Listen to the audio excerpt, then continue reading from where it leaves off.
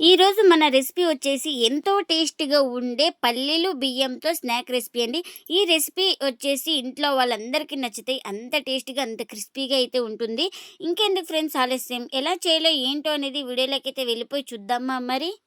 ఇంకా ముందుగా స్టవ్ అయితే ఆన్ చేసుకొని ఒక కడాయి అయితే పెట్టుకున్నాను. ఇప్పుడు ఆ కడాయి అయితే హీట్ అయింది మనకు. ఇప్పుడు ఇందులోకి ఒక కప్పు దాకా రేషన్ బియ్యం అయితే తీసుకుంటున్నాను. ఇలా వేసుకున్న తర్వాత ఒక 2 నిమిషాలు ఫ్రై చేసుకోవాలి. ఇంకా ఇలా ఒక 2 నిమిషాలు వేగిన తర్వాత ఇప్పుడు ఇందులోకి అరకప్పు పల్లీలు కూడా వేసుకుంటున్నా. అలాగే ఒక 4 ఎండుమిర్చిని కూడా వేసుకోవాలి. మనకు కారానికి తగినంత ఎండుమిర్చిని కూడా వేసుకొని ఇంకా పల్లీలు మిర్చి అన్నీ బాగా ఫ్రై అయిపోయే వరకు వేయించుకోవాలి. మనకు ఇవి వేగడానికి ఒక 2 నుంచి 3 నిమిషాలు అయితే టైం అయితే పడుతుంది. ఇంకా ఇప్పుడు అన్నీ బాగా ఫ్రై అయిపోయినాయి కదా, ఇంకా స్టవ్ అయితే ఆఫ్ చేసుకొని పూర్తిగా చల్లారిన తర్వాత అయితే గ్రైండ్ చేసుకోవాలి. ఇంకా ఇప్పుడు చల్లారిన తర్వాత అయితే జార్ అయితే తీసుకొని ఇంకా అందులోకి అయితే వేస్తున్నాను. చల్లారిన తర్వాత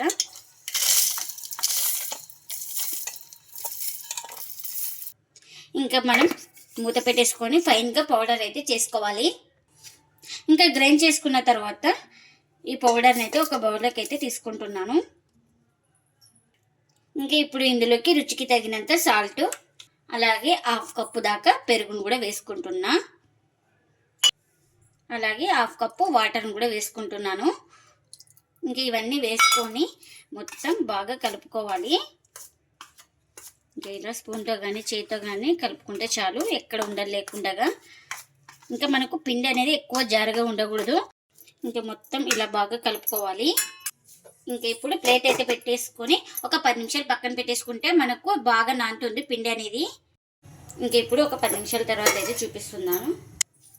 ఇంకా చూడండి, కొంచెం వాటర్ అయితే మనకు బాగా పీల్చుకుంది కదా. ఇప్పుడు ఇంత ఒకసారి ఇలా బాగా కలుపుకుంటున్నాను. ఇప్పుడు ఇలా మొత్తం బాగా కలుపుకున్న తర్వాత ఇప్పుడు ఇందులోకి ఇలా పొడవుగా కట్ చేసుకున్న ఆనియన్స్ అయితే వేసుకుంటున్నా. అలాగే చిన్నగా కట్ చేసుకున్న కరివేపాకు, ఇంకా ఇవన్నీ వేసుకొని మొత్తం ఇలా బాగా ప్రెస్ చేస్తూ బాగా కలుపుకోవాలి.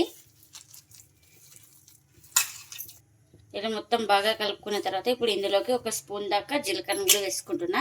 ఈ జీలకర్ర వేసుకొని బాగా కలుపుకోవాలి.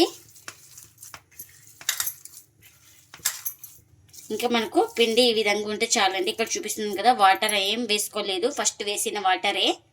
ఇంకా ఇక్కడ ఆయిల్ కూడా పెట్టుకున్నాను, ఆయిల్ కూడా హీట్ అయింది మనకు. ఇంకా ఇప్పుడు వీటిని చిన్న చిన్నగా అయితే వేసుకుంటున్నాను నేను. ఇక్కడ మీరు కావాలంటే ఇలా సైజులో కూడా వేసుకోవచ్చు. ఇలా చిన్న చిన్నగా వేస్తే చాలా తొందరగా బాగా ఫ్రై అయిపోతాయి క్రిస్పీగా.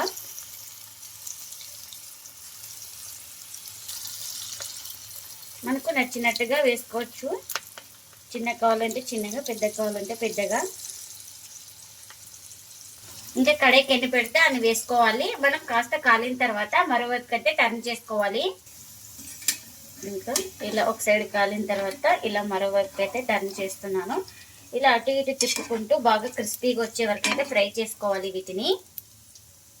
ఇంకా అటు ఇటు తిప్పుకుంటూ బాగా క్రిస్పీగా అయ్యే వరకు అయితే ఫ్రై చేసుకున్నానండి. ఇవి అయితే రెడీ అయిపోయినాయి మనకు. ఇంకా వీటిని ఒక ప్లేట్లోకి అయితే తీసుకుంటున్నా.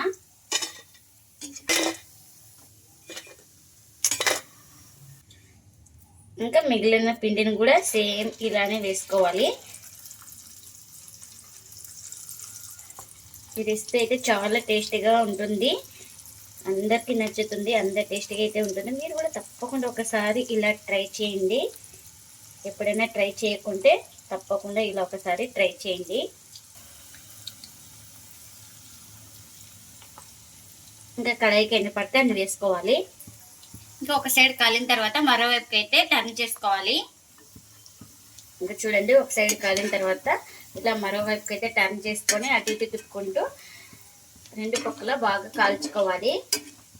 క్రిస్పీగా వచ్చే వరకు ఫ్రై చేసుకోవాలి.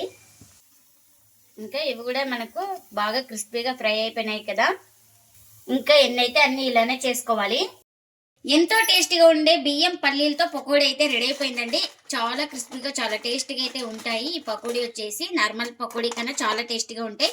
ఇంకా మనం ఇప్పుడు ప్లేట్లోకి అయితే సర్వ్ చేస్తున్నా. ఇవి పిల్లలు కానీ ఎవరైనా కానీ చాలా ఇష్టంగా తింటారండి. అంత టేస్టీగా అంత క్రిస్పీగా ఉంటాయి పకోడీ అయితే మనకు.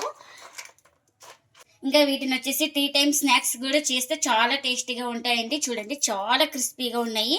మనకు లోపల ఎక్కడ పిండి లేదు, అంత క్రిస్పీగా అయితే కాల్చుకోవాలి మనం. ఈ పకోడీ వచ్చేసి మీరు కూడా తప్పకుండా ఒకసారి ట్రై చేసి మీకు ఎలా వచ్చిందో కామెంట్ అయితే చేయండి ఫ్రెండ్స్. ఇదండి ఇవాల్టి వీడియో. ఈ వీడియో కనుక నచ్చితే ప్లీజ్ లైక్ చేయండి, షేర్ చేయండి, కామెంట్ చేయండి. అలాగే లైక్ చేసి సపోర్ట్ చేయండి friends. Thanks for watching. Bye bye.